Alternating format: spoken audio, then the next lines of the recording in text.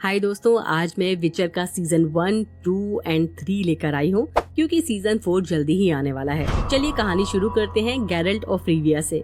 एक विचर जो मॉन्स्टर को मार कर पैसे कमाता है। शुरुआत में ही वो एक बड़ा मॉन्स्टर किकीमोरा मार कर शहर में आता है। यहाँ के लोग विचर को पसंद नहीं करते, उसे खतरनाक समझते हैं। यहाँ गैरल्ट की मुलाकात रेनफ्री नाम की एक लड़की से होती है। रेनफ्री एक ऐसी राजकुमारी है जिस पर श्राप है जिसे अपना बदला लेना है। गैरल्ट को लगता है कि वो बेकसूर है, लेकिन धीरे धीरे उसे रियलाइज होता है कि रेनफ्री खुद एक खतरा बन गई है। गैरल्ट को उसे मारना पड़ता है। लोग उसे बुचर ऑफ ब्लैविकन कहने लगते हैं। दूसरी तरफ सिंट्रा किंगडम इंट्रोड्यूस होता है, जहाँ प्रिंसेस सीरी अपनी नानी क्वीन कैलेंथे के साथ रहती है। अचानक निल्फगार्डियन आर्मी अटैक कर देती है। सिंट्रा बर्बाद हो जाता है और क्वीन मरने के कगार पर होती है। मरने से पहले वो सीरी को बोलती है, गैरल्ट ऑफ रिविया को ढूंढो, वो तुम्हारी डेस्टिनी है। इसके बाद कहानी की दूसरी मेन लीड नजर आती है, येनिफर ऑफ वेंगरबर्ग। वो हैंडीकैप लड़की है जो काफी अलग दिखती है। उसके पिता ने सिर्फ 4 सिक्कों के लिए उसे बेच दिया। उसे एरेटूजा नाम की जादुई एकेडमी में भेजा जाता है। यहाँ येनिफर बहुत कुछ झेलती है,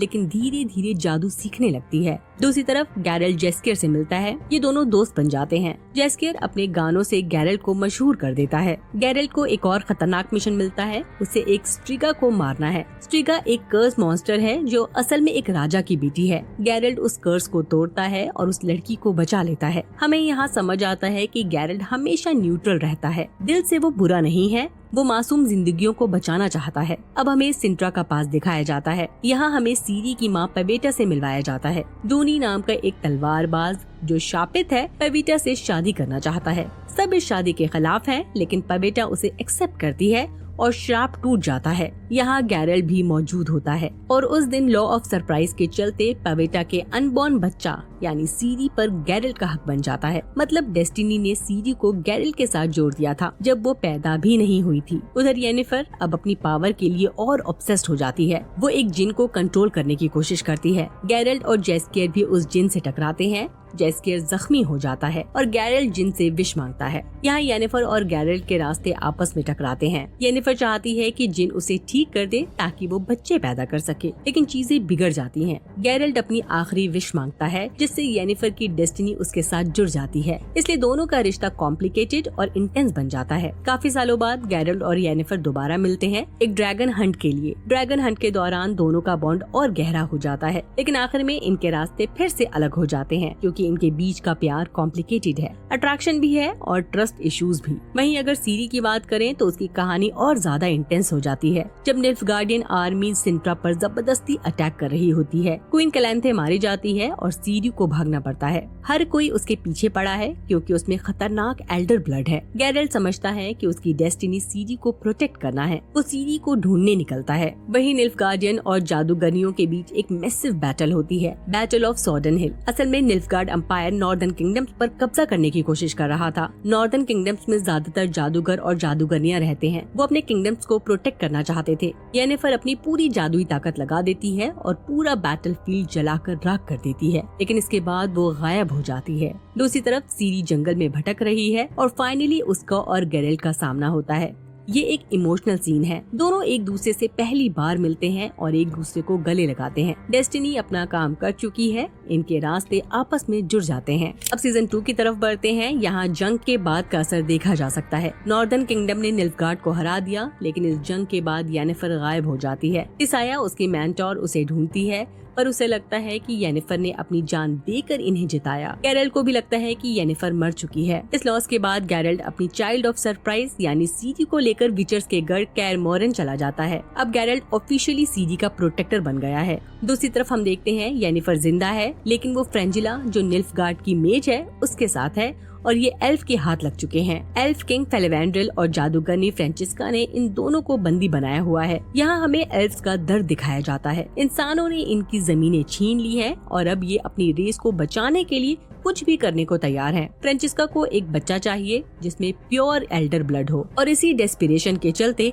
फ्रेंचिस्का एक शैतान वॉलेट मैर, जिसे द डेथलेस मदर भी कहा जाता है, उसके लिए कुछ भी करने को तैयार हो जाती है। ये दूसरी दुनिया की ईविल आत्मा है। ये डीमन लोगों के दर्द और लालच से पावर लेती है और उनके सपनों में आकर उन्हें मैनिपुलेट करती है। वहीं कैर मोरन में सीरी विचर्स के साथ ट्रेनिंग स्टार्ट करती है। गैरल्ट उसे स्ट्रॉन्ग बनाता है, लेकिन सीरी अपने अंदर की पावर को समझने लगती है। जादूगरनी ट्रिस उसकी हेल्प करती है और सीरी को विजन दिखते हैं जिसमें उसके पूर्वज और उसकी ब्लड लाइन रिवील होती है। पता चलता है सीरी लारा डॉरेन की डिसेंडेंट है, एक एल्फ वॉरियर जिसे इंसानों के खिलाफ बनाया गया था, लेकिन वो एक इंसानी जादूगर से प्यार कर बैठी। उसकी लव स्टोरी से एल्डर ब्लड की लाइन शुरू हुई। इसी ब्लड से विचर्स बनाए गए थे और इसी वजह से सीरी के अंदर इतनी जादुई शक्तियां हैं। ये पावर इतनी स्ट्रॉन्ग है कि सीरी मोनोलिथ को तोड़कर उनमें रास्ता बना सकती है जो अलग अलग यूनिवर्स को कनेक्ट करते हैं। मतलब सीरी एक लिविंग की है जो दुनियाओं के बीच दरवाजे खोल सकती है। वॉलेट मैर सीरी के एल्डर ब्लड को अपने लिए यूज करना चाहती है ताकि वो अपनी ओरिजिनल दुनिया में वापस जा सके। इसके लिए वो येनिफर को टारगेट करती है क्योंकि येनिफर अपना जादू खो चुकी है और उसे वापस पाने के लिए डेस्परेट है। डेमन येनिफर को फंसाती है कि अगर वो सीरी को उसके पास ले आए तो वो अपनी शक्तियाँ वापस पा सकती है। फ्रेंचिस्का भी वॉलेट मैर के बहकावे में आ जाती है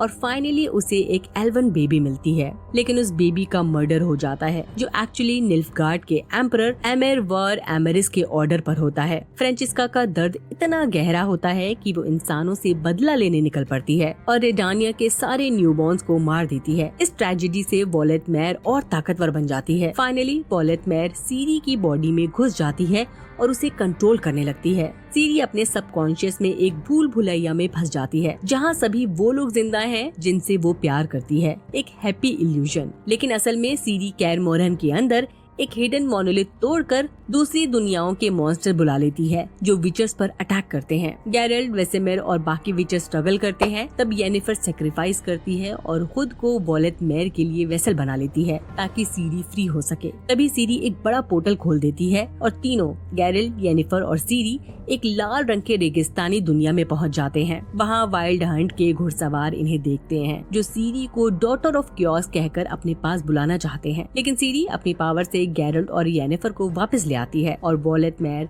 वाइल्ड हंट के साथ चली जाती है। सीजन 2 के आखिर में सब क्लियर हो जाता है। अब सभी ग्रुप्स का मेन टारगेट सीरी है। ब्रदरहुड ऑफ मेजेस उस पर इनाम रख देते हैं, जबकि रिवील होता है निल्फगार्ड के एम्परर एमेर सीरी का डैड है। वो अपनी बेटी को वापस पाना चाहता है अपनी पावर के लिए। उधर एल्फ्स को भी यकीन है सीरी उनकी सेवियर है और अब वाइल्ड हंट जैसे नए सुपरनैचुरल एनिमीज भी उसके पीछे पड़ गए हैं। गैरल्ट डिसाइड करता है कि वो अब सीरी को कैर मोरन में सेफ नहीं रख सकता। वो उसे लेकर निकल पड़ता है और येनिफर के साथ मिलकर उसे प्रोटेक्ट करने की जिम्मेदारी उठाता है। चलिए अब सीजन 3 की तरफ बढ़ते हैं।